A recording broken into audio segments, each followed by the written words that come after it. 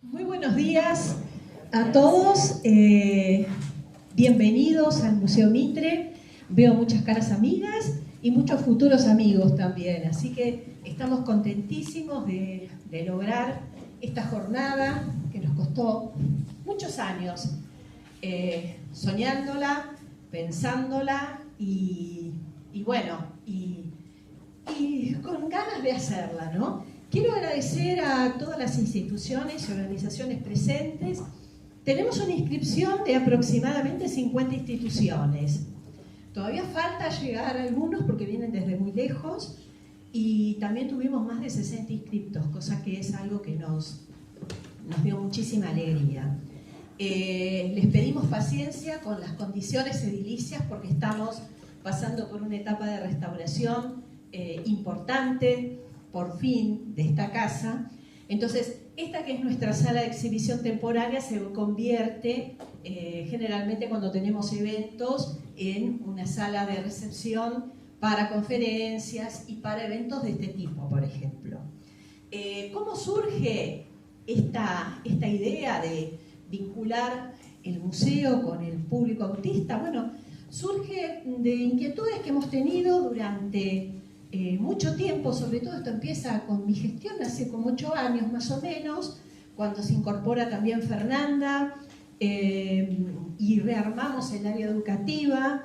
Entonces empezamos a buscar referentes. En ese momento nos contactamos con la CONADIS, con el especialista Santiago Duande, hicimos un proyecto piloto que fue una capacitación para el personal para saber cómo tratar al público con discapacidades, que uno no tiene las herramientas, no lo sabe. Y ahí es donde, a partir de ahí fue la llamita. Nos contactamos también con Eva Llamazares, que ahí es cuando nos conocimos, que ha sido una compañera muy buena durante todo este trayecto.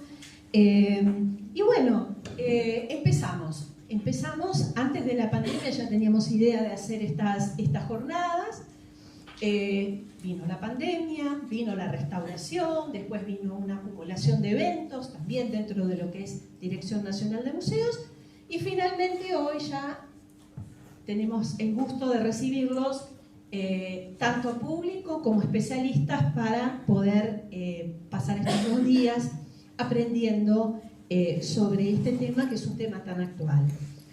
Quiero agradecer, es todo agradecimiento lo mío, y estoy feliz por hacerlo. Quiero agradecer al personal del museo también, que está colaborando, y recalcar el rol de María Fernanda González Ceballos. Ella ha sido la coordinadora, ella ha sido la que ha gestionado, se puso al hombro el evento. Hace mucho que lo venimos trabajando, pero ella es el alma mater de este evento. Yo quiero pedir un aplauso especial.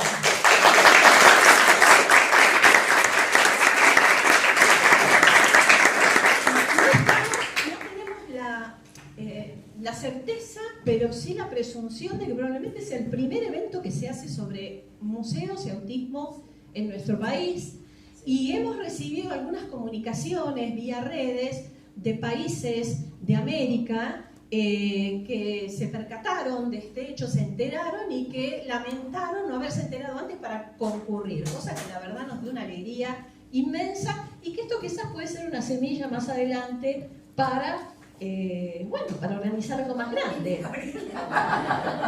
Y porque son nuestra compañera de ruta en este tema. Además, sabés que hemos trabajado muchos años juntas, nos conocemos hace mucho, con Fernanda, con vos y con tu equipo, y estamos encantadas.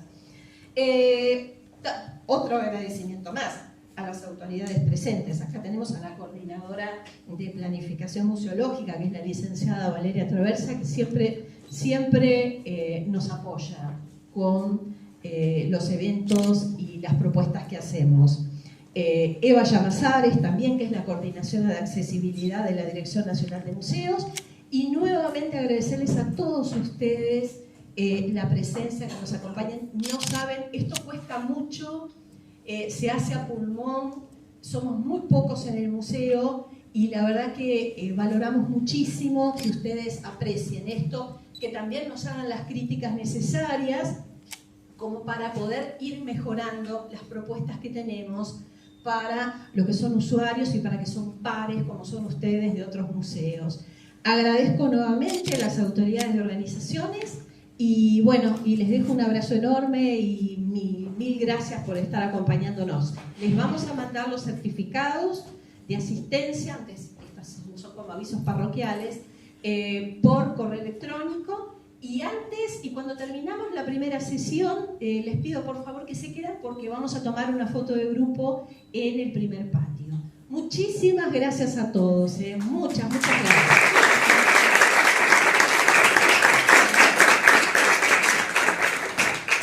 Hola, buen día a todos, gracias por haber venido. Quiero agradecer especialmente a ustedes por estar acá. Y segundo, primero a la directora por la posibilidad que me da cotidianamente de poder volar. Y sobre todo acá a mi amiga Eva Llamazares, que sin ella acá esto no hubiese sido realidad. Me ayudó muchísimo. Me ayudó a sacar las papas del fuego, como se dice literalmente. Así que les agradezco. Y bien, como dijo Gabriel, este es un proyecto que vengo trabajando, venimos trabajando hace años que desde que ingresé al museo mi inquietud, lo primero fue la discapacidad, ¿sí? Porque siempre que pensamos en discapacidad, pensamos en barreras físicas, ¿sí? Y no todo pasa por la barrera física. Entonces me parece que los que trabajamos en museos y en cultura tenemos que llegar y trabajar para que el patrimonio cultural tenga acceso no solo desde el entorno, sino desde el contenido, ¿sí? Y me parece que eso es fundamental. Y bueno, hoy le toca al autismo, ¿sí? Al trastorno espectral autista. Así que ojalá que les sirva esta jornada, que puedan llevarse algo de todo esto y que los ayude a poder hacer que cada uno de sus lugares sea inclusive para toda persona, ¿sí? Una inclusión plena, como digo yo. Bueno, gracias y vamos a pasarle el micrófono acá a la licenciada Valeria Traversa.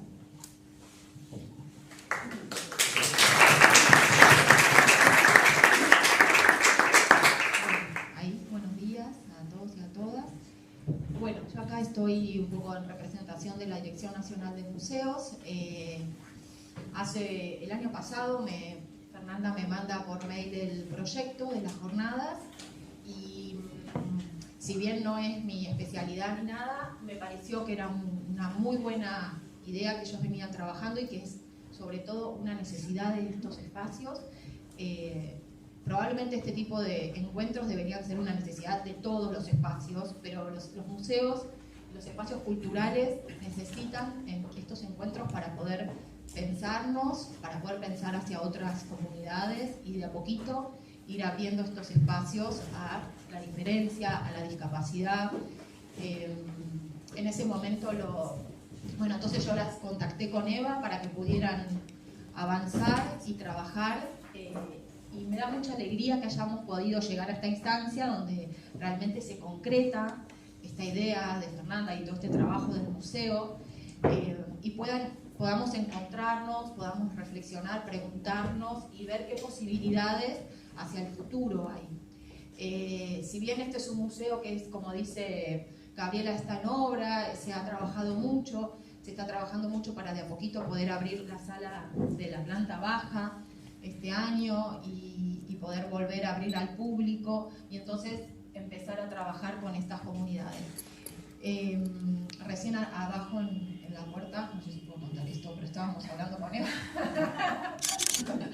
y hablábamos de esta cosa de la idea de la igualdad, ¿no? De que todos tenemos que ser, todos somos iguales, tenemos que ser iguales y uno cuando se encuentra con estas situaciones, con estas personas, con estas discapacidades, lo que nos damos cuenta es que en realidad ninguno es igual al otro y que también está muy bien pensarnos así, pensarnos que somos diferentes y que podemos encontrarnos en esa diferencia, ayudarnos, acompañarnos, ¿no? Y darle lugar al otro, tanto que sea una diferencia física, psíquica, no sé, lo que sea necesario. Así que un poco me parece que, hoy y mañana es un encuentro a través de la diferencia, de lo distinto, y eso me parece que siempre es algo que ayuda a crecer y a poder encontrarnos nuevamente.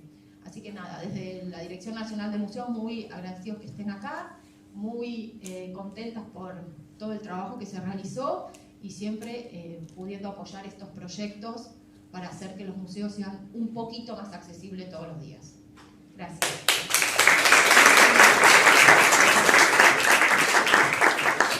Bueno, yo no iba a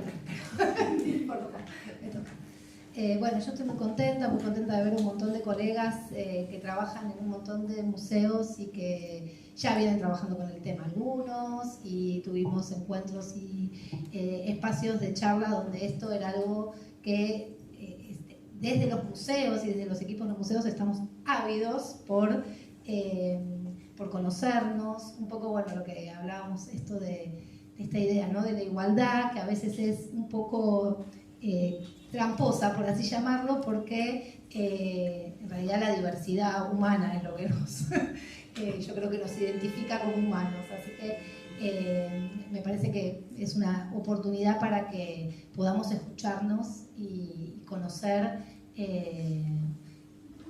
las personas que están en las organizaciones, a la comunidad, como decía también Gabriela, ¿no?, las diversas comunidades, y para abrirles las puertas, bueno, también hay que conocerlos. Entonces eso creo que es lo que va a suceder en estas jornadas y lo celebro, y por supuesto, Fernanda, te agradezco porque es maravilloso que venga un museo a plantear un proyecto como este. En el área a veces no damos abasto, y la verdad que tener un aliado como este museo con su equipo y con sus ganas es maravilloso. Muchas gracias. Bueno, vamos a dar inicio entonces a la jornada, ¿sí? Muy bien. Bueno, la primera presentación va a ser de la Agencia Nacional de Discapacidad. Vamos a convocar a Viviana Di Luca, a Eugenia Martins y a Viviana Gabrielo. ¿Escuchan bien todos? Sí. El tema que ellas van a hablar hoy es el trastorno del espectro autista y el modelo social de la discapacidad. Las voy a presentar, así las vamos conociendo todos. Viviana Di Luca es magíster en gerontología y atención centrada en las personas de la Universidad Internacional de Valencia. Es especialista en gerontología comunitaria e institucional, diplomada en salud mental y derechos humanos, arquitecta, responsable del área de entornos accesibles de la Agencia Nacional de Discapacidad, docente de grado y posgrado, es extensionista e investigadora. María Eugenia Martins es doctora en Ciencias Naturales, es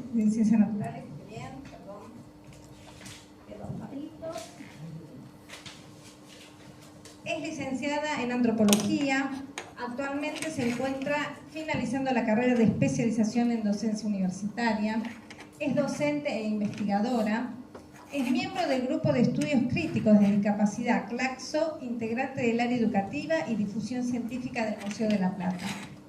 Y Viviana Gabriele es mamá de Franco, de 26 años, con diagnóstico de autismo severo. Se formó en el Austin Center of America de Massachusetts. Autora del libro Cómo crear un niño diferente. Profesora nacional de educación física. Y coordinó el área de personas adultas con discapacidad de la Dirección de Discapacidad del Partido de la Costa.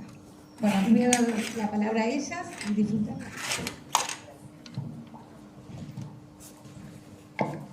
Bueno, buenos días a todas, a todes. La verdad que para nosotros es un gusto enorme estar acá como equipo, como área de entornos, y contarles también que este año nos propusimos como desafío empezar a ahondar por las cuestiones que tienen que ver con el autismo y todo lo que podemos aprender y enriquecernos de este tema. Y es por eso que venimos con una propuesta a contarles cómo estamos empezando a pensar este tema y las primeras líneas de acción que estamos trabajando desde la agencia, y sobre todo a construir interrogantes, ¿no? Porque creo que estamos en una etapa en donde el valor de la pregunta es altamente significativo, y es el espacio que nos tenemos que dar, ¿no? De un espacio de escucha. Así que avanzamos. Un poco es esto, estrategias situadas desde la diversidad, es como el subtítulo que le pusimos a este gran marco, pensando en esto, cómo podemos construir estrategias basadas en la diversidad, no recetas, no copiar situaciones y sí pensar en una construcción colectiva, que es para eso, para los que estamos hoy acá. Nuestro equipo está formado, como ya nos presentaron recién, de una manera muy interdisciplinaria y estamos situados dentro de lo que es la Dirección de Accesibilidad de las Personas con Discapacidad, que pertenece a la Dirección Nacional de Inclusión para las Personas con Discapacidad de la Agencia Nacional de Discapacidad. En este marco es que trabajamos con un equipo amplio que tiene diversos ejes de trabajo conjunto y articulado, y esa diversidad de compañeros con distintas disciplinas, distintos saberes, distintas situaciones de discapacidad, son las que nos permiten hoy como dirección situarnos en este lugar y empezar a trasladar esos interrogantes y compartir los trayectos que hemos podido recorrer hasta el ahora. Sabemos bien que partimos desde un marco normativo que más adelante lo vamos a desarrollar, pero sí me parece importante enunciarlo porque son a veces los aliados que tenemos para discutir hacia la afuera. En principio sabemos que en materia de accesibilidad hay una ley nacional, que es la 24314, que tiene su decreto reglamentario 914 del año 1997, lo que lo hace quedar bastante obsoleto, ¿no? Digo, en ese marco, esta ley estaba situada muy en términos de barreras físicas del entorno. Y como otros dos aliados tenemos lo que es la Convención Internacional sobre los Derechos de las Personas con Discapacidad y la reciente Convención Interamericana sobre la Protección de los Derechos Humanos de las Personas Mayores, que al igual que la de discapacidad, en nuestro país tiene jerarquía constitucional. Quiere decir que es vinculante y es de obligado cumplimiento. Entonces, a la hora de pensar quiénes son nuestros destinatarios cuando decimos museo y autismo, tenemos que poder pensar y atravesar también el enfoque de curso de vida y este trayecto vital. No es lo mismo pensar en un niño, en un adolescente, que en una persona adulta o en una persona mayor. Entonces, por eso también traemos y compartimos esta otra convención que nos habla de la accesibilidad para las personas mayores. Desde otro lugar, también invitarlos a reflexionar que nuestro país está adherido a la Agenda 2030 de los Objetivos de Desarrollo Sostenible, y en este marco hay uno de los objetivos que nuestro país firmó y como Estado tenemos que dar respuestas, que es el objetivo número 11, que habla de comunidades y ciudades sostenibles. Y lo traemos porque nos parece que este es el primer disparador para empezar a pensar. De nada nos sirve tener espacios adecuados con todos los atributos si la comunidad no está en condiciones de ir de la mano y en consecuencia con los atributos concretos de ese espacio. Entonces, este objetivo de alguna manera nos sitúa en entender cuál es este punto de partida. Si queremos pensar estrategias, no las podemos pensar aisladas en sí mismas, sino tenemos que pensar cómo interactúa la sociedad en relación a esas estrategias. Y es ahí que nosotros pensamos que la convención, que ya la desglosaremos un poquitito más, nos habla de una perspectiva de derechos. Pero la convención en ningún momento nos dice cómo implementar las estrategias. Nos dice que tenemos que ser accesibles, pero no nos dice cómo. Y acá es donde tenemos un escenario propicio y maravilloso en donde podemos ser los que escribimos esta parte de la historia. Porque acá no podemos copiar recetas, acá estamos creando y estamos en ese momento político y ético de estar creando. Entonces, la primera invitación es a construir con la sociedad entera. La segunda invitación es a que seamos conscientes de que somos los que estamos escribiendo la historia y que el día de mañana vamos a ser los referentes de cómo guiar estas prácticas en estos espacios y con toda esta diversidad con la que habitamos. Y cuando hablamos de accesibilidad, que es esta condición que permite que todas las personas interactúen en igualdad de condiciones, sabemos que la condición de la accesibilidad es fundamental para las personas con discapacidad en conjunto, que es completamente importante para un colectivo importante que son las niñeces, las personas mayores, las personas con embarazos, el colectivo de las personas mayores que entran en un proceso de envejecimiento, y que además es una condición que nos beneficia a todos y a todas en todos los campos. Un espacio accesible es un espacio mucho más amigable para todas las personas más allá de su condición. Y en este sentido, la interacción entre el entorno, que es lo que está afuera, y la persona, que es la que está presente en el lugar, es la clave para poder pensar y situar las estrategias. Entonces, desde el nada, si nos basamos en la interacción, vamos a tener un espacio para poder construir. Y es ahí donde en la interacción nos salimos de la condición de discapacidad, de la situación de deficiencia, y empezamos a entender que es una responsabilidad humana pensar en estas estrategias más allá de lo que la convención y la discapacidad nos vienen a reclamar que tienen derecho y nosotros tenemos que dar respuestas. Entonces, la forma esta, digamos, de trabajar es entendiendo cuál es este entorno. Lo primero que tenemos que identificar es que para analizar cómo hacer una intervención en materia de accesibilidad, tenemos que entender cuáles son las barreras entendidas para poder producir un diagnóstico y a partir del diagnóstico elaborar una valoración, que eso nos dé paso a un plan de acción. Y en este sentido tenemos que entender que hay cuestiones que tienen que ver con los espacios urbanos, que una actividad en el museo no se trata solamente de la actividad en el museo, sino de cómo llego al museo, ¿no? Y qué situaciones tengo que atravesar desde la afuera hasta encontrar el nombre del museo para identificar que ahí es, desde los sistemas de transporte y quizás simplemente en este campo informar cuáles son los sistemas de movimiento que me llevan hacia dónde se realiza la actividad, las condiciones físicas del espacio, y no me refiero a lo físico solamente con la rampa, el ascensor, sino a lo físico en cuanto a la calidad del espacio, a la claridad del espacio, a lo perceptible del espacio. Un espacio omnipotente no es un espacio propicio, aunque sea accesible desde el punto de vista físico para la motricidad, ¿no? Entonces, ahí la calidad ambiental que tiene el espacio que estoy generando también me dice un montón.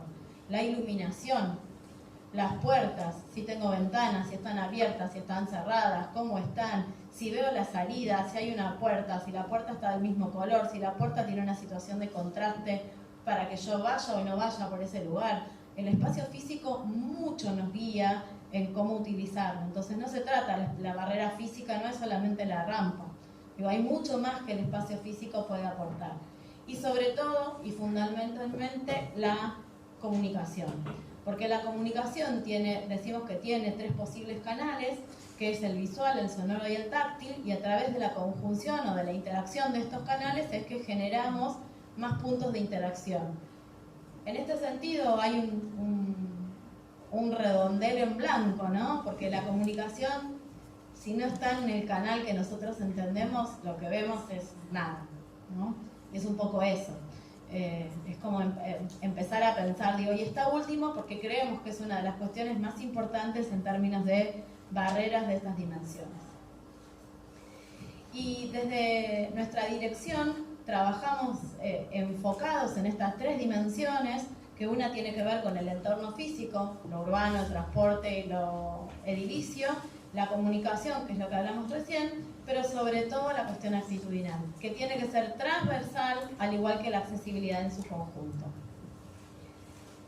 Y como para ir cerrando como esta primera parte de la participación, contarles un poco esto que a nosotros nos sirve un montón en la aproximación de cómo pensar una estrategia para invitar a las personas a visitar los lugares, que es en términos de cadena de accesibilidad. Y cuando hablamos de cadena, hablamos de una secuencia que nos sirve para proyectar toda una experiencia. No solamente qué es lo que pasa puertas adentro, sino cómo el museo con una experiencia accesible puede traspasar los límites físicos del lugar y salir hacia el exterior. Entonces, la primera cuestión tiene que ver con el ingresar. Y el ingresar no solamente tiene que ver con el poder acceder por la puerta de ingreso y que no sea un pasillo frío y ácido que me invita a llegar hacia el interior, sino que sea una cuestión amable el poder ingresar, además de accesible en términos físicos. También tiene que ver con cómo me convocó la difusión para que yo me pueda acercar y pueda llegar y pueda conocer de qué se trata.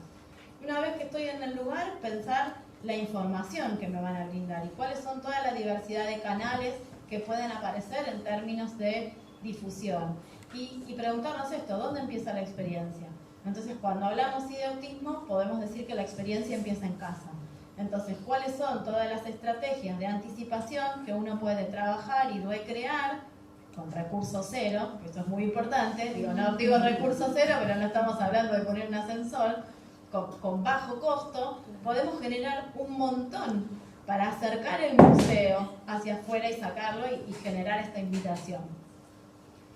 Y trabajar la diversidad de formatos. Entonces ahí uno puede decir, bueno, genero la anticipación, genero una lectura fácil, genero un sistema de pictogramas que acompaña, genero imágenes del lugar para llegar hacia afuera, anticipo cómo va a ser esa muestra, puedo generar un video en lengua de señas que cuente todo esto mismo. Entonces ahí nos vamos acercando más a esta diversidad y complementamos las estrategias de accesibilidad para todo el público. Pero todas esas situaciones sirven perfectamente para la persona del espectro autista. El aproximarse, ¿no? Entonces ahí tiene que estar muy claro cómo me aproximo a los lugares, cómo están señalados los límites de lo que se toca, lo que no se toca, dónde me aproximo, dónde saco una foto, dónde no, qué puedo tocar, dónde me alejo, ¿no? Toda esta cuestión. Después viene la otra instancia, que es el utilizar. Si hay algo que tiene que ver con el intercambio, con el tocar, con el agarrar, con el tomar, cómo se dan las pautas de uso de aquello que tiene que ver con esto. Y por sobre todas las cosas, la cuestión del permanecer. Y permanecer en un lugar tiene que ver con dos puntos esenciales. Uno, que tenga lugares de descanso apropiados, y el otro, que haya un sanitario accesible y disponible más allá de la condición de la persona. Y contarles que nosotros en esto del permanecer estamos implementando dos estrategias. Una tiene que ver con la localización de un punto accesible, que en un espacio tan agotado, el punto accesible simplemente puede ser una persona que esté atenta a cuáles son los requerimientos de las estrategias de accesibilidad que se necesita para recorrer el espacio. No es más que eso, y eso se puede empezar a llenar y cargar de un montón de información, pero es una persona referente, destinataria de esos requerimientos. Y el otro punto que estamos proponiendo y estamos trabajando es siempre contar con un espacio distendido, entendido como un lugar donde tenga un grado de privacidad, de intimidad, con los recursos y con los estímulos reducidos, a fin de que la persona, si necesita tener un momento de pausa, tenga un lugar privado en donde pueda encontrar esa situación. Y otra cosa muy, pero muy importante es trabajar de manera aliada con la gente de higiene y seguridad para pensar los planes de evacuación e incorporar el cómo le transmitimos a una persona del espectro que tenemos que salir corriendo en esa dirección porque viene emergencia. Que es un dato que los planes de evacuación por ahí todavía no lo están contemplando, pero sí sabemos que todos los planes de evacuación se cumplen bastante a rajatabla, ¿no? Viene alguien de higiene y seguridad y lo que se dice se cumple. Entonces, ¿de qué manera podemos empezar a incorporar estas cuestiones para también hacer que la visita esté cuidada en todos los sentidos? Y para esto necesitamos implicarnos en cuestiones ergonómicas que tienen que ver con el cuerpo, en cuestiones funcionales, tanto de la cuestión del parado o del sentado, cómo corporalmente me vinculo con el espacio, en cuestiones que tienen que ver con la gestión, cómo todo este intercambio de cuestiones se pone en marcha y se aceita el mecanismo, y las cuestiones de ejecución. Y en este sentido decir que no solamente llevar adelante la muestra, sino también validarla después, analizarla, ponerla en valor, hacer un diagnóstico y reformularla es necesariamente parte como de todo este proceso. Y Y para cerrar, traigo como unas palabras claves que tienen que ver con cuáles son estas cosas que tenemos que pensar, que no solamente tienen que ver con la arquitectura, ¿no? Y es la flexibilidad, la suavidad, los sonidos, la relación exterior-interior, la diferenciación de lo público y lo privado, las cuestiones que son experimentales y colectivas, cuándo el espacio es habitado realmente, cuándo es visitado, y en ese sentido el espacio tiene que ser cuidado y amado, amado desde la ternura y desde el afecto, porque si no, no hay posibilidad de una experiencia. Y que es importantísimo pensar en estos umbrales intermedios, cómo el pasaje de un lugar al otro se va dando a través de una gradación espacial. Nosotros desde el campo de la arquitectura lo hablamos como umbrales, que en este sentido pueden servir muy bien, ¿no? Y cómo trabajamos las cuestiones que tienen que ver con la vista lejana y la vista próxima. Y para terminar mi participación y darle la palabra a las compañeras, me gustaría leerles esta frase que dice: habitar los espacios es un ejercicio que constituye y construye a los seres humanos en sus más profundas esencias. La forma, el museo de la muestra, no es cáscara, es gen, es la corporización de una idea. Es la forma que acompaña una idea que corporiza la obra arquitectónica o la obra del museo o la muestra que uno quiere mostrar para finalmente ser intensamente habitado. Entonces, desde este lugar es que nosotros pensamos, nosotras, pensamos de qué manera podemos romper con estas barreras y empezar a trabajar con toda la riqueza que nos aporta el autismo para pensar soluciones muchísimo más creativas y realmente darle paso a la participación activa de este grupo de gente que muchas veces queda excluido de algunas situaciones. Así que le paso la palabra a las compañeras.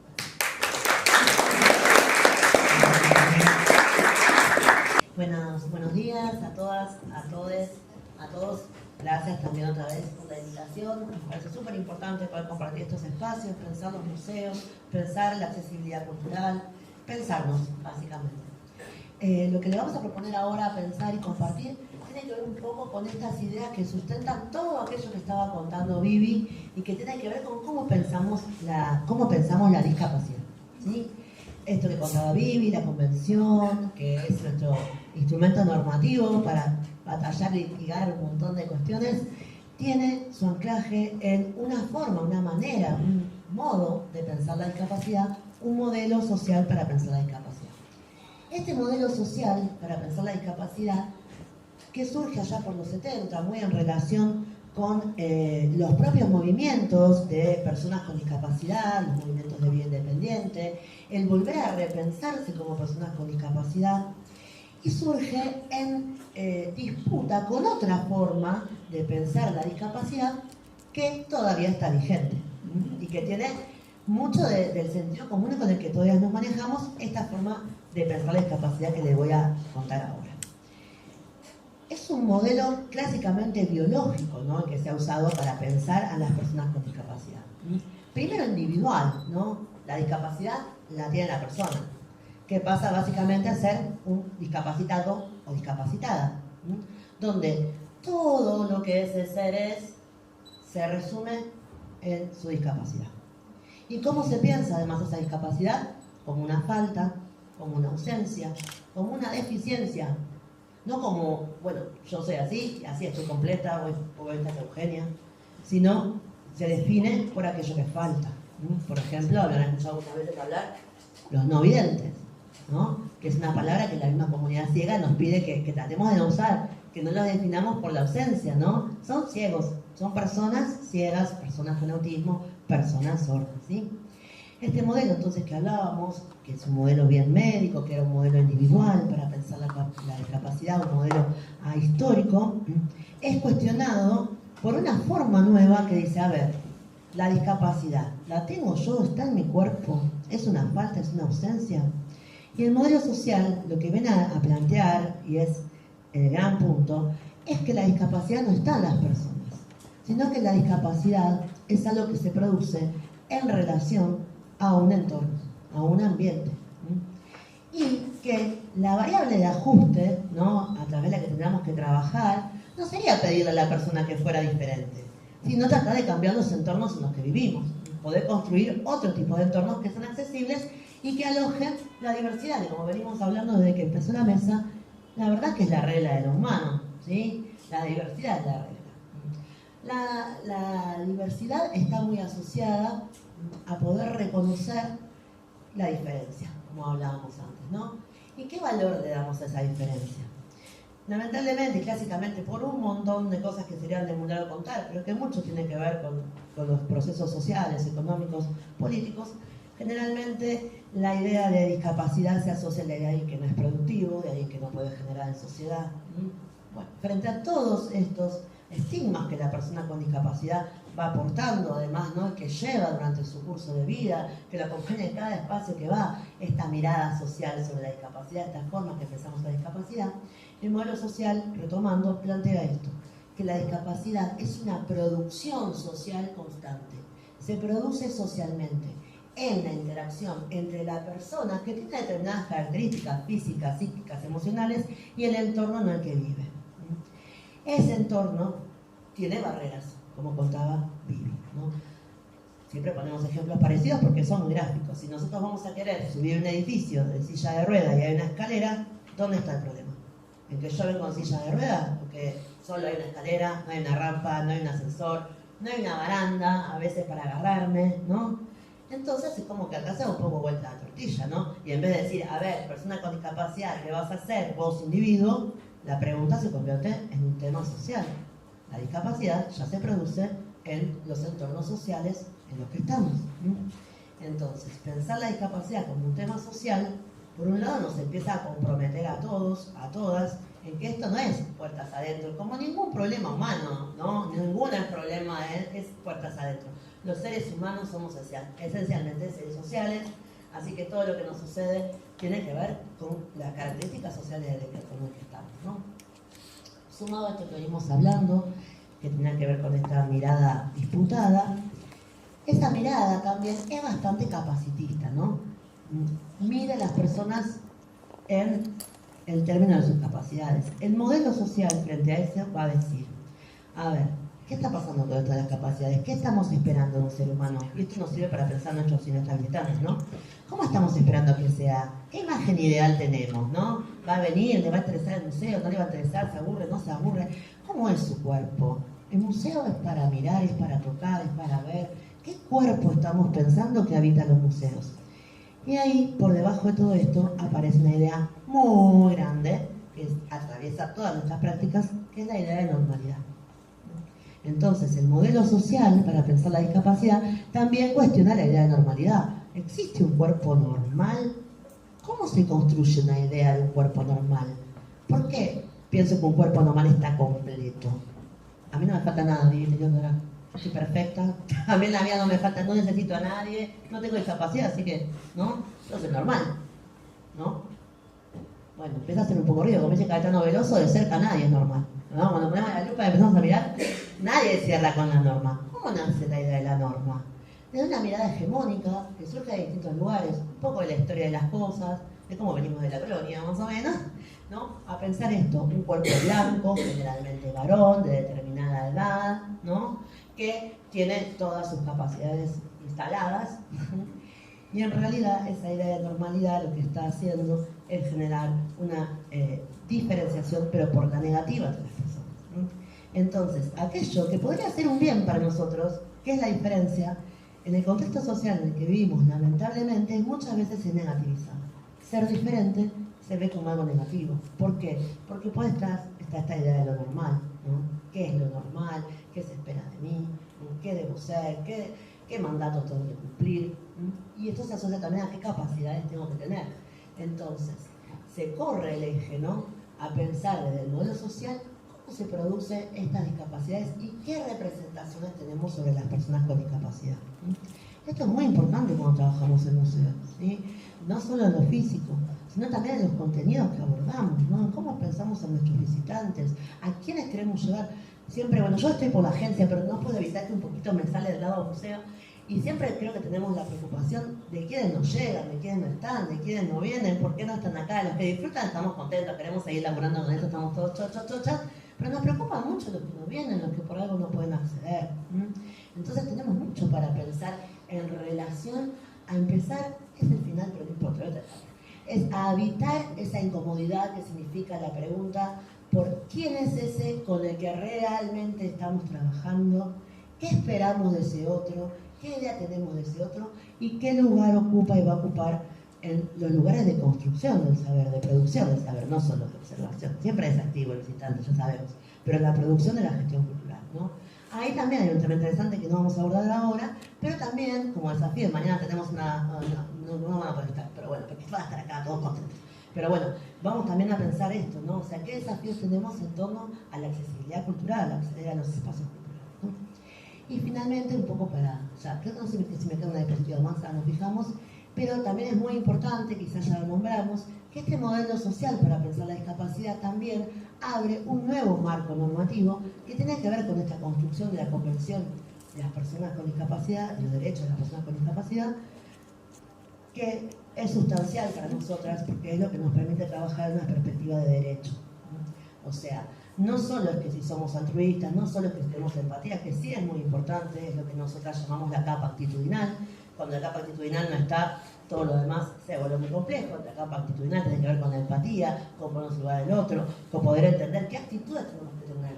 Porque a veces en los museos, lo cuento con varios conocimientos de causa, las accesibilidades físicas y demás, algunas pueden estar bastante no sobrellevadas. Por ejemplo, puede haber un baño accesible, ¿no es cierto? Entonces la accesibilidad física está garantizada porque el baño accesible está. Pero ¿qué pasa si la persona que trabaja en el museo no lo abre porque le parece que ese baño, hay que limpiar un baño más? Entonces voy a limpiar 2 baños porque este es muy grande. Bueno, ya que está, como es el baño, tiene espacio para la silla de verdad, no sé dónde poner los papeles higiénicos de todo el museo. Lo voy a poner en el baño accesible porque justo hay lugar, ¿no? Entonces, esa es la capa actitudinal. No es solo garantizar la accesibilidad física. Lo mismo nos pasa con el trabajo de contenido. Yo puse, ¿no? Porque el trabajo de contenido tiene que ver también con esta lógica. Entonces, todo esto nos permite, la convención en sí misma, también nos permite, cuando suceden estas situaciones, sin apelar como un abogado, pero sí en nuestros propios espacios también poder decir, bueno, hay normativas, hay leyes, hay cuestiones que tienen que ser cumplidas, sobre todo como somos museos nacionales, porque nuestro Estado es parte de estas convenciones que la convención se creó en el 2006, acá se implementó en el 2008, y desde ese momento nosotros y nosotras tenemos el compromiso de tratar de llevarlo adelante. Quienes trabajamos en museos sabemos mucho lo que eso significa. El remo, que significa, somos en general trabajadores que a veces ni siquiera tenemos todas las garantías que tendríamos que tener para trabajar, pero tenemos generalmente la camiseta muy puesta. Y eso es un beneficio muy grande para poder trabajar en todos estos temas, porque como siempre, lo principal que necesitamos en los museos, creo que en la vida, es actitud y estar abierto a otros, a los otros de verdad. Así que bueno, lo que viene a invitarnos estos temas que vamos tratando y a qué nos lleva esto en la agencia, es a tratar de promover y producir acciones que contribuyan a la mejora en el desarrollo y el bienestar de las personas, en este caso, que están diagnosticadas dentro del espectro autista. Desde una perspectiva social, que es esto que estaba diciendo, ¿no? Entendiendo que el problema no está en la persona, sino en la interacción con ese entorno que no está preparado para recibir y alojar la diferencia y la diversidad. Y finalmente con un enfoque de curso de vida. Esto después lo vamos a un poco ahí charlando con las preguntas, ¿no?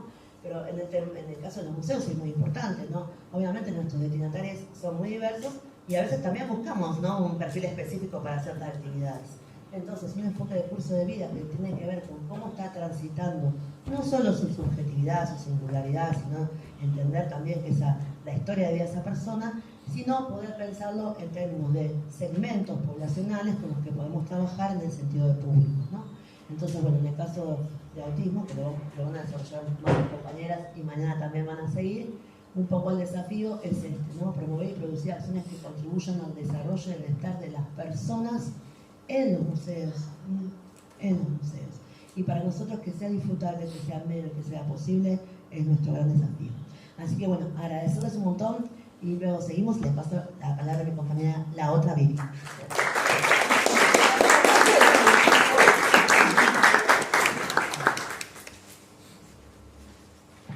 Bueno, vamos a empezar a hablar un poco más como las capas de la cebolla, empezar por ahí a entrar un poquito más en el tema de lo que es el trastorno del espectro autista, que ya tiene un nombre bastante complejo. También contarles un poco, ¿no?, que en autismo hay mucho en construcción y mucho en deconstrucción, que hay muchas cosas que creíamos que eran de una forma y nos damos cuenta con el tiempo, cada vez que, como hay tantos, ahora cada vez hay más personas con autismo. No sé si saben que, no sé, cuando yo empezaba a dar las charlas hace muchos años, 15 años atrás, decía 1 cada 120, y ahora decimos una persona cada 44. Un niño cada 44 es diagnosticado hoy con un diagnóstico dentro del trastorno del espectro autista. Bastante preocupante para pensar un poco, perdón, seguramente ustedes pensarán cuál es la causa. Bueno, todavía no tenemos una causa, se habla de como una predisposición genética y ciertos factores ambientales. Todavía no se puede decir claramente dónde está el tema, pero nos interpela en el sentido de que, bueno, si hoy vemos pocas personas, yo creo que entre todos ustedes, alguien conocen que tiene este diagnóstico. Levanten la mano quien no conoce a nadie, que no tiene un familiar, un amigo, un vecino. 2, 3, bueno, 4 personas. Creo que dentro de un año no va a haber ninguna mano levantada, porque si uno en 44 tiene autismo, ya pensamos que un chico en cada aula va a tener este diagnóstico. Así que es un tema que quizá también tenemos que darle especial importancia. Y además porque considero que es tan diverso, y por eso se llama espectro también, que nos trae a necesitar conocimiento de, más que nada, entender las bases de qué le pasa a una persona que tiene autismo.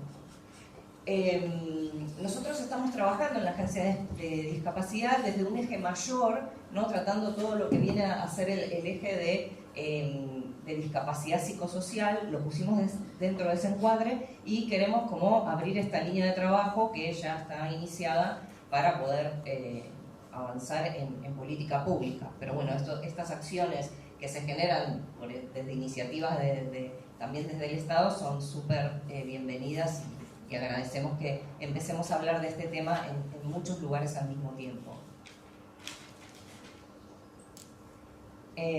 Bueno, yo quisiera, a ver, pasame, están como desordenadas, a ver, esto después los vamos a comentar. Me gustaría contarles un poco de lo que estábamos hablando de las igualdades. Después vamos a volver. Bueno, acá, esta, gracias. Te voy a tener para atrás y para adelante, me parece. Bueno, justamente lo que veníamos hablando, ¿no?, de la igualdad y el término que muchas veces se usa para no discriminar, ¿no? Y decimos, no, somos todos iguales, nosotros a todos los tratamos por igual porque le pedimos lo mismo a todos. Y la verdad es que a veces cuando decimos, bueno, ¿quién es normal? Y también no sé si habrán escuchado, todos somos discapacitados en algún lugar. La verdad es que no. La discapacidad, además, bueno, no decimos tampoco que somos discapacitados. El término correcto es tengo una discapacidad, ¿sí?, porque la discapacidad sola no nos define. Nosotros entendemos que la persona que tiene una discapacidad tiene hoy una limitación social, ¿sí? Claramente tiene una vulneración de derechos. Por eso no es lo mismo, no podemos decir que a todos nos pasa lo mismo, porque no.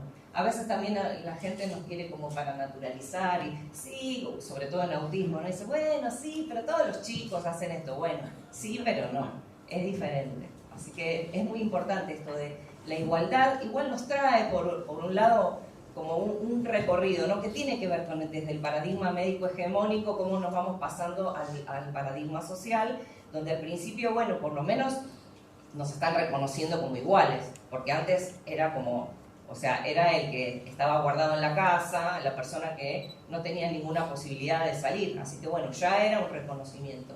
Y en esta imagen, no sé si alguno tiene algún problema de visión, lo puedo describir, no necesitan. Bueno, pero sí lo que se muestra en la primera imagen, que habla de una igualdad, son 3 personas con distinta talla, donde a todos le damos lo mismo, ¿no?, el mismo banquito. Las personas están viendo un partido de fútbol atrás de una valla, ¿sí? Y le dimos a todos lo mismo. Entonces, está bien, estamos como dando algún derecho, pero ¿las personas participan de igual manera en ese espacio? Esa es la pregunta, ¿no? ¿Pueden participar de igual manera? Entonces después surge el concepto de la equidad, que no es lo mismo que la igualdad, o sea, es a cada persona lo que necesita. Entonces, al que más necesita le doy más apoyo, al que necesita menos y al que no necesita no le doy ningún apoyo, ¿sí? Entonces ya vamos evolucionando, favoreciendo a las personas con estos apoyos que se necesitan. Pero desde el modelo social damos un paso más, porque en realidad, si nosotros sacamos la cerca, ya no precisamos ningún tipo de apoyo, ¿sí? Entonces, el modelo social, esto es para aplicar en todos los casos, ¿sí? Primero, pensemos si hay una barrera para eliminar. En vez de pensar en qué apoyo le doy a la persona, veo todas las barreras que se puedan eliminar y pensando en el museo, seguro hay un montón de cuestiones que van a facilitar el acceso para que la persona no necesite tanto apoyo para poder ir a un espacio como estos, ¿sí? ¿Seguimos? Bueno. ¿Y por qué los museos, no? Vamos a la imagen de la foto tenemos un nene en un carrito, sí.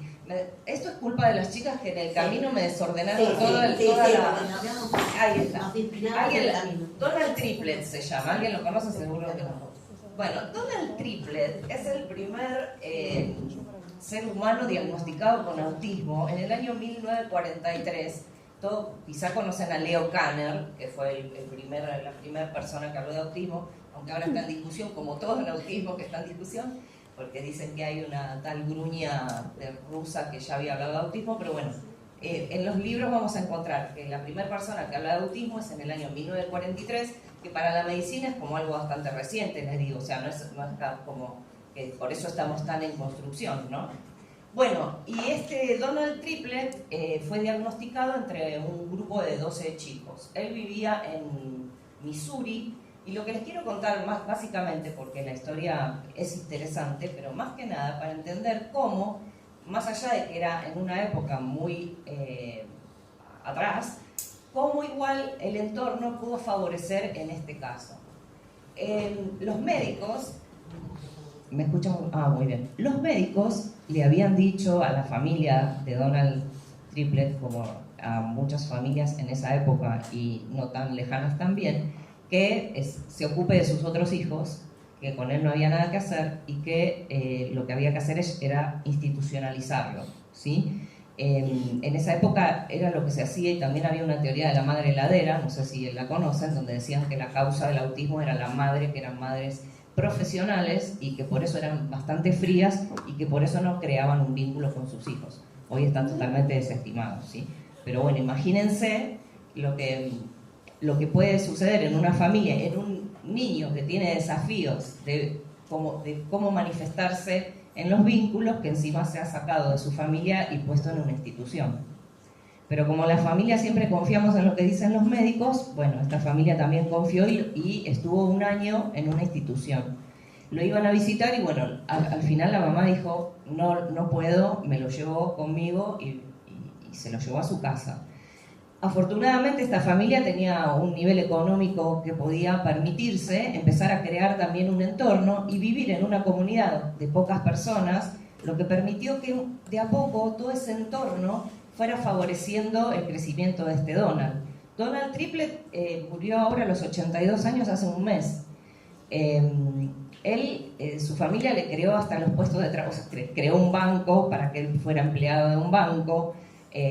La comunidad toda lo conocía, es más, estaba por hacer una película que creo que se va a hacer sobre él, y cuando fueron a preguntar, todo el mundo lo conocía a Donald y todos sabían dónde estaba, y es más, cuando ellos lo iban a buscar, los vecinos iban siguiéndolo para cuidarlo, a ver si, para protegerlo, ¿no? Y digo, esto es lo que hace una comunidad. Este Donald Triplett murió a los 82 años con un trabajo, con la posibilidad de viajar, porque le encantaba viajar, viajaba pero no más de 7 días, porque era una regla de las que se suelen imponer las personas con autismo muy estructuradas, y tuvo una vida plena y feliz en una comunidad que lo supo entender.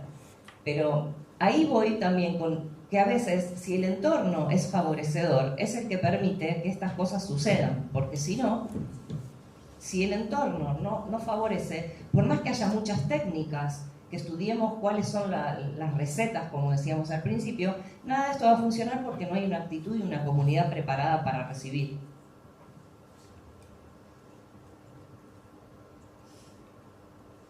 ¿Hacia atrás? No, pasamos para adelante. A ver, sí, además para que no... Bueno, acá, entonces, bueno, ¿por qué museos, no? ¿Por qué bueno, primero, la primera respuesta es porque los museos lo planteó. ¿Por qué no los museos, no? Digo, todos los espacios tienen que ser. Pero particularmente, esto es algo medio personal, por ser madre de un joven con autismo, las personas con autismo suelen tener intereses muy específicos sobre algo que les interesa mucho y se hacen tremendos estudiosos de un tema. Entonces los museos son lugares súper atractivos para las personas con autismo, pero son muy difíciles de llegar y las familias tenemos muy poco coraje, o bueno, yo ya lo perdí también, como para ir a esos espacios que para nosotros son muy, muy desafiantes. El primer desafío que nos encontramos en los museos es la actitud, y quizás no tanto de los trabajadores, porque seguramente van a estar capacitados, sino del entorno social, ¿no? De la mirada del otro, de ese prejuicio, de que van a ser juzgados, porque las conductas de las personas con autismo en entornos donde hay mucho desborde sensorial suelen ser complejas, ¿sí? Ahora, si querés, podemos bajar y les cuento un poco de las actitudes.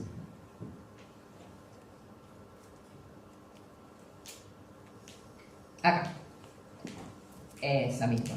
Bueno, las personas con autismo, pero seguramente van a hablar después de con Brincar. Acá tenemos una organización que yo se lo dije antes a ella, no nos conocíamos personalmente, pero Brincar es todo lo que está bien. Así que si cuando alguien quiere encontrar algo de referencias de autismo, realmente uno busca páginas de buenos referentes y Brincar es una de ellas.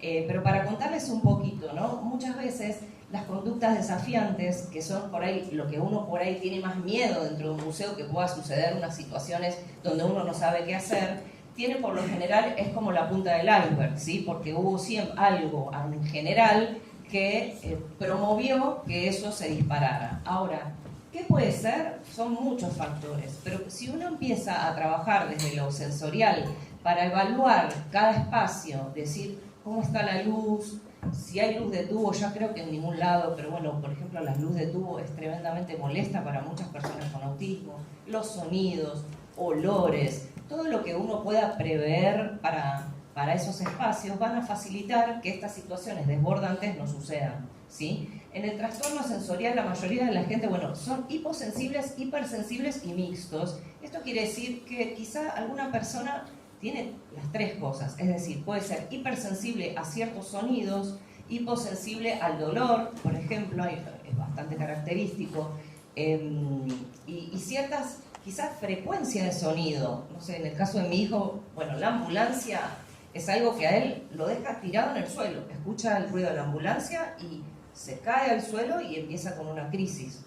Entonces también a veces pienso eso, ¿no? Yo vivo en el Partido de la Costa, y tenemos los bomberos, que acá creo que no, pero en las zonas rurales suena una alarma para que escuche, toda la comunidad escucha que suena esta alarma. Y yo estoy pensando realmente, ahora que tenemos WhatsApp, digo, quizá haya otra forma de comunicarle al personal para que se acerque sin tener que generar eso, que yo tengo que agarrarlo, tranquilizarlo y esperar que pase lo antes posible. Así que son todas estrategias, y también pienso en una ciudad como esta, los ruidos de las calles, o sea, todo esto hace que en el antes también, antes de llegar al museo, la persona venga con un borde ahí al límite del estrés, ¿sí? Porque esto claramente es como un vivir todo el tiempo en un estrés alto, en un borde de estar por estallar. Bueno, esto es lo que podemos ver, bueno, y son los tipos de condiciones, pero lo podemos pasar, no quiero detenerme en esto, que después lo pueden hablar y no sé si después van a avanzar un poquito más sobre esto, sobre algunas estrategias, pero igual, sí. Bien. Bueno, esto que es el espacio distendido de Tecnópolis es una estrategia, porque bueno, no sé si conocen todos Tecnópolis, es un lugar donde hay muchísimos estímulos, entonces lo que se buscó es crear un espacio de regulación, que es como le decimos, para que las personas en situación de crisis puedan estar ahí para regular. Pero realmente lo estamos pensando con otro dispositivo, que es que pueda tener un circuito, en realidad, cuando la persona llega, ya pueda pasar a este espacio. O sea, no esperar a que suceda la crisis, sino que entre a este espacio, se queden 5 o 10 minutos y después haga el recorrido. Y después, antes de irse, lo mismo, para que no se vaya para la casa totalmente en estado de estrés. Entonces, lo pensamos como una estrategia que quizá también ustedes puedan aplicar. A veces este espacio extendido es precioso, pero no necesariamente tiene que ser tan grande. Puede ser cualquier espacio que tengan en una habitación que puedan generar un clima armonioso, silencioso, creo que es lo más importante, y quizá con algunos elementos que puedan servir para regular, que son estas cosas que uno puede apretar. Si tiene hamacas, mucho mejor. Bueno, después todo lo que tenga que ver con sensorial, ustedes lo pueden encontrar en, digamos, los especialistas que se dedican a esta parte son los terapistas ocupacionales especializados en el perfil sensorial. ¿Sí? Pasamos para adelante. Esto es como estábamos dividiendo los segmentos y los ciclos vitales para hacer estos estudios, porque también esto pasa, ¿no? Todo el mundo se dedica a las niñeces. O sea, piensa, bueno, cuando creció ya está. Nadie piensa qué vamos a hacer con todos los adultos que tienen autismo, ¿no? Hay que crear espacios, abrir lugares que hoy no están pensados. Tenemos que pensar en todos los ciclos.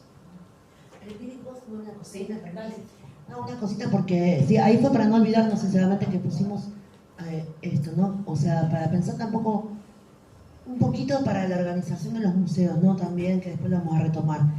Además de los ciclos, hay algo muy importante que tiene que ver con cómo venimos armando la lógica de trabajo dentro de la agencia, ¿no? En relación a autismo puntualmente y a discapacidad psicosocial en general.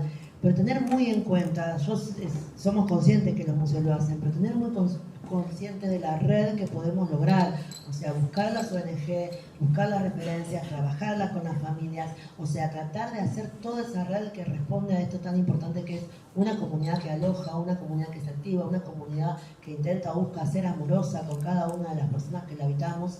Entonces, esa red que nosotros estamos tratando de armar ahora a un nivel ya más de la agencia, también son las redes que venimos trabajando en cada lugar. O sea, tener muy en claro qué ONGs hay, cómo podemos contactar a la familia, qué otros referentes trabajan en esto, qué experiencias hay en otros lugares. Bueno, todo eso nos suma un montón. Bueno, y también decirles que sobre cada uno de estos temas nosotros estamos haciendo unas fichas, como un resumen, pero también que si ustedes nos mandan un mail a dirección accesibilidad@andis.gov.ar, nosotros les podemos mandar las fichas de lo que es un espacio distendido, lo que es lectura fácil, lo que son pictogramas, como todo algo básico para que ustedes puedan desde ahí empezar a construir otras estrategias. Volvemos a la de ¿por qué museo? Ahí está. Bueno, y para mí este es el secreto, ¿no? Digamos, lo primero que tenemos que trabajar como museo es en buscar que el espacio sea predecible. Y para que sea predecible, bueno, desde lo arquitectónico hay un montón, como a veces hay espacios que no están señalizados y uno ya sabe por dónde lo tiene que recorrer. Esto es como, hay que evaluarlo en cada espacio, ver si es así, y si no es así, cómo lo señalizo para que la persona sepa cómo se tiene que mover. Y también en autismo se usa mucho lo que se llaman historias sociales, que son historias que uno puede como contar con imágenes y con breve texto para ir contándole cómo va a ser la secuencia. Ahí también hay que tener cuidado porque a veces si uno la hace demasiado detallada y hay un cambio, después se complica, pero sí dentro de lo que es lo general. Por ejemplo, no sé, vamos a ir a un museo, en el museo hay dinosaurios, y algún desafío que sabemos que hay, va a haber mucha gente, como ese tipo de cosas, con imágenes que pueden ser pictogramas, pero a veces cuando uno la puede personalizar para su propia familia, le pone las fotos directas de los lugares. Se me ocurre en los museos que puede haber en la página web una posibilidad incluso editable para que cada familia se lo descargue y le agregue la foto de la persona y pueda hacer como algo para que cada uno construya su historia y le agregue los detalles, que yo, por ejemplo, en mi familia, no sé, si voy a ir en auto, pongo el auto, si es colectivo, le pongo el colectivo, si sé que hay algo que realmente lo desafía mucho, le pongo el acento que va a haber esto para que él se prepare, ese tipo de situaciones. Creo que sería una herramienta que a las familias le puede aportar bastante. Comprensibles también, en esto también hablamos de lectura fácil, creo que ayuda a un montón de personas. Lectura fácil está pensada para personas con discapacidad intelectual, pero la verdad es que nos sirve a todos, le sirve a las personas extranjeras, le sirve a la persona, o sea, es mucho más comprensible para todo el mundo, así que todo eso puede aportar. Y bueno, ajustado a lo sensorial es todo esto que estábamos hablando, ¿no? Perdón porque está medio mezclado como vino el orden, pero sí es muy importante que, y también no quiere decir que todos los chicos con autismo van a ir a un museo y van a hacer una crisis. O sea, ese es el estado el que menos queremos que suceda. Pero si nosotros preveemos todo lo posible que generamos este entorno amigable para todas las personas, lo más probable es que la pasen bárbaro, que lo disfruten un montón y que la familia después les escriba, como suele pasar, agradeciendo por cómo pudieron disfrutar. Sobre todo, realmente pongo el acento en la familia, porque la familia lo sufre mucho. El no poder ir o el ir, o sea, hay que ir con toda la energía y la valentía de decir, bueno, estoy lista para llevar, suceda lo que suceda. O sea, no es algo para la familia, no es como, vamos al museo, es, bueno, vamos al museo, a ver qué pasa. Y pongo el museo, pero está todo, ¿no? El cine, bueno, vieron que ahora hay funciones distendidas, se están también trabajando mucho sobre eso, así que me parece como que es un buen momento para pensar en todas estas estrategias. Pasamos para adelante. Pasamos. Ya lo vimos esto.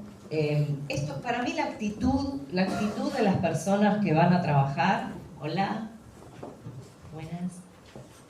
¿Cómo estás? Bueno. No, es un honor tenerte por eso. Gracias. Ya va a hablar él después. Me parece para mí que la actitud de las personas es lo más importante. A veces uno puede preparar todas las estrategias, pero si la persona no entiende o se pone nerviosa, se altera o usa estrategias que a veces yo creo que no hay que usarlas con nadie, pero a veces yo veo que poner ciertos límites hasta absurdos, ¿no? Como no dejar a alguien que haga algo cuando no está molestando a nadie, por ejemplo, las estereotipias, o si es algo que realmente, bueno, saben lo que es las estereotipias, son los movimientos que suelen tener muchas personas con autismo que usan para regularse, ¿sí? Y muchas veces, hasta nosotros las familias nos decían que había que extinguir estas conductas, ¿sí? Hoy, por suerte, creo que ya casi nadie dice que hay que extinguirlas porque entendemos que la persona necesita de esas acciones para regularse, ¿sí? Y que suele pasar que cuando uno trata de extinguir esa conducta, después viene una más difícil. Así que lo mejor es tratar de acompañarla, ¿sí? Bueno, estas son como herramientas básicas, pero a todo el que le interese empezar a formarse en esto, les recomiendo como que empiecen a buscar y también a experimentar, ¿sí? Porque pienso que es eso, ¿no? Cuando uno está en contacto con las personas con autismo, ya uno sabe más o menos dónde está, hasta dónde, por dónde, y quizás también hay que tener un poco de experiencia, pero bueno, eso va, o sea, es andando como se tiene que dar. Bueno, y acá justamente Javier Tamariz lo que dice, ¿sí? A veces las conductas estas que uno trata de extinguir en realidad retan más al contexto para pensar, bueno, ¿por qué sucedió? Por un lado, ¿y qué hago ahora con esto? ¿Sí? Para acompañar, más que pensar en, es un problema de conducta, ¿sí? Bueno, y esto es lo que les conté de cómo usar el espacio distendido, que para mí tendríamos que buscar esta estrategia de usarlo antes, para que la persona haga el recorrido y después antes de irse. Y esto es lo que para mí me parece que es la cuestión, ¿no? Volvemos a la actitud. Si realmente no hay una comunidad dispuesta a que funcione, esta es la clave del éxito. Más allá de todas las técnicas, más allá de todas las estrategias, si la comunidad está dispuesta a aceptar, a acompañar y a apoyar a las personas que tienen ciertos desafíos, va a funcionar, ¿sí? Y yo lo que tengo como esta idea, y creo que muchos comparten también, es que pronto vamos a dejar de hablar de inclusión. Va a estar tan naturalizada la convivencia con la diversidad, con los desafíos, con todo, que ya va a ser convivencia, o sea, y ojalá y que nosotros nos quedemos sin trabajo. Ya vamos a encontrar otro desafío, pero en realidad la verdad es esa, que cuando estemos en una sociedad que la diversidad tiene su lugar, que cada uno tiene su lugar y no tiene derechos vulnerados, ya no necesitamos hablar de inclusión. Bueno, esto te lo dejo a vos y ya queda una... Esta nos la dejó de regalo Vivi, porque la ponemos siempre esta frase porque nos encanta. Y dice, el objetivo entonces, ¿cuál es? Compartir un mismo espacio. Solo los humanos podemos adaptar el entorno a nuestras necesidades en lugar de resignarnos sencillamente a él. Y ese es Sabater, ¿no? Nosotros los seres humanos tenemos intención, tenemos voluntad, tenemos deseo, podemos elegir las cosas que podemos dirigir la acción hacia un lugar, la intención, ¿no? Entonces, bueno, realmente podemos modificar nuestros entornos, no tenemos que pedirle a los demás que sean diferentes, o que sean de cierta manera, o que cumplan una norma. Podemos modificar todo el resto de las cosas y vivir todos, la verdad, un poco mejor, que es lo que necesitamos y lo que deseamos. Y me parece que una plaquita más, que la dejamos un poco para seguir pensando. Primero porque esta cuestión sigue mañana, después porque vamos a estar pensando mucho tiempo sobre esto, pero tomamos esta idea, le voy a contar un poquito la frase, porque qué lindo que es esto de construir con nosotros y con las otras, ¿no? Y no de pensar que no tienen saber, o quién hace las cosas, quién sabe hacerlas, ¿no? Esa frase, evitar la incomodidad, salió dando clases con una compañera trabajadora social, sobre lo que significaba ser trabajador social y a veces tener que estar preguntando cosas en una situación que no era la más cómoda, ¿no? Andar preguntándole a las personas, tratar de solucionar problemas, estar en un lugar, una vivienda donde uno quizás no se siente cómodo o cómoda. Entonces un alumno dijo hay que evitar la incomodidad. Y a nosotras nos encantó. Y otra compañera lo fue desarrollando, ¿no? Les voy a leer esta frase tan linda, la verdad. Reconocer que la emocionalidad hace parte constitutiva de las intervenciones. Este reconocimiento implica que no tenemos dominio total de aquello que acontece en las intervenciones y que al mismo tiempo acompañamos trayectorias de sujetos que disputan los lugares en que la legitimidad institucional los coloca. En los procesos de intervención profesional, los que sean, habitamos la incomodidad, ese espacio fronterizo, inestable, sujeto a negociaciones y estructurado por los modos en que se construye hegemonía de valor. Entonces, ahí está el nombre de nuestra compañera Paula Danel, por ahí trabaja mucho discapacidad justo. Pero lo que quería mostrar es esta idea, ¿no? De animarnos a evitar la incomodidad. No pensemos que va a estar todo bien, que va a estar todo lindo. No, la verdad que no. O sea, sí, tenemos que hacer preguntas incómodas, tenemos que pasar por situaciones incómodas, tenemos que, entre todos, vivir la crisis de una persona. ¿Sí? ¿No? Y empezar a tratar de vivirlo emocionalmente también de una manera diferente. Poder preguntarnos, ¿por qué nos molesta tanto esto que está pasando? ¿No? Qué difícil cuando se vuelta la vuelta. ¿Por qué nos molesta tanto, no? No sé, la verdad que no sé, pero bueno, está para pensar, ¿no? Entonces lo que le proponemos de acá en adelante y para las jornadas y para nuestras tareas, primero le voy a hacer una pregunta. A ver, que salió un poco ayer en el otro lado que estábamos en otro. Nosotras sabemos que si queremos saber sobre un tema, agarramos libros y leemos, ¿no? Queremos conocer el modelo social para la discapacidad, buscamos un montón de libros. Sabemos que si queremos, no sé, perfeccionarnos en accesibilidad o necesitamos estrategias de accesibilidad, podemos llamar a la agencia. Pero ¿a quién más le podemos preguntar cómo construir estos espacios? La primera, la uno, a las personas con discapacidad. Nosotros somos parte de esa comunidad, nosotras trabajamos todos para esto, pero la verdad que los que tienen los saberes concretos de cómo es la vida diaria de una persona con discapacidad, es la persona con discapacidad. Y eso también nos corre bastante de cómo pensamos en las personas con discapacidad. ¿Por qué no les preguntamos? A veces no tenemos acceso, ayer estábamos en el Ministerio de la Pública, estábamos haciendo planos, es difícil llegar a cada usuario, ¿no? Es difícil llegar a cada usuario.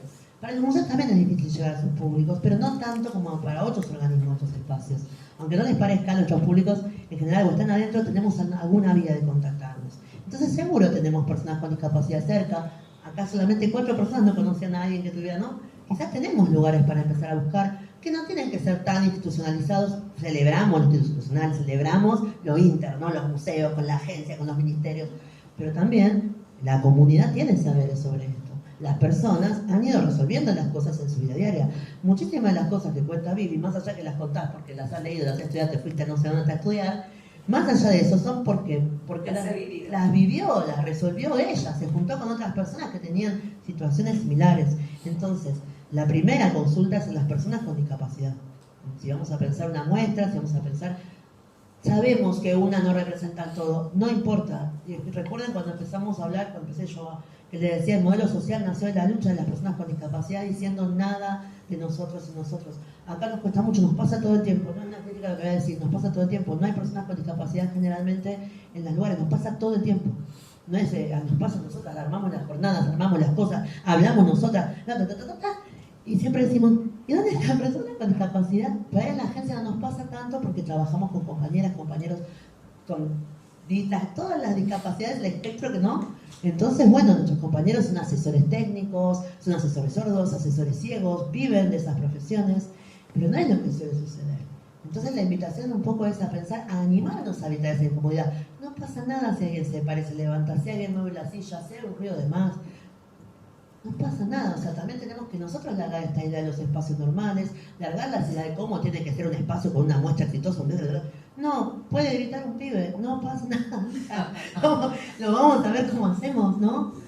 Lo vamos a alojar entre todos, porque con esto sí, la verdad es que empezamos diciendo esto, ¿no? La discapacidad es un tema social, no es un tema individual, no es el tema de una persona, no es el tema de una familia. La accesibilidad es un compromiso de todos y todas, a veces una trillada. Yo me disputo bastante la idea de grano de arena, si sirve o si no. Yo creo que sí, que hay que hacer una parte, ¿no? De lo posible. Pero siempre en red colectivamente, porque mi parte si no está en red no sirve. Entonces, voy cerrando, solo con esto la dejamos ahí, ¿no? Para seguir pensando, igual los museos hacemos ciertas personas ejercicios, pero ahora vamos a hacer con accesibilidad. Entonces, ¿cómo pensamos a nuestros destinatarios y destinatarias? Después de todo esto que hablamos, ¿no? ¿Cómo pensamos a las personas con discapacidad? ¿Qué imaginario tenemos sobre lo que es? ¿Conocemos? ¿Estamos con ellas? ¿Trabajamos con ellas? ¿Tenemos compañeros, compañeras con discapacidad en el museo? ¿Cómo imaginamos a los usuarios usando esos espacios? ¿No? Circulando, yendo, viniendo a los museos. Yo trabajé bastante, es muy ocular el museo, ¿no? Entonces, bueno, ahí tenemos un punto bastante importante para ver. ¿Qué lugar le damos los saberes? Museología social, museología crítica, no quiero irme de tema, pero ¿qué lugar damos a los saberes de los otros en lo que hacemos? ¿Y qué estrategias podemos construir para ese lugar? ¿Y qué estrategias finalmente podríamos pensar para construir saberes y acciones con otros y otras? Así que bueno, hasta aquí llegamos, les agradecemos infinitamente, somos muy felices de compartir.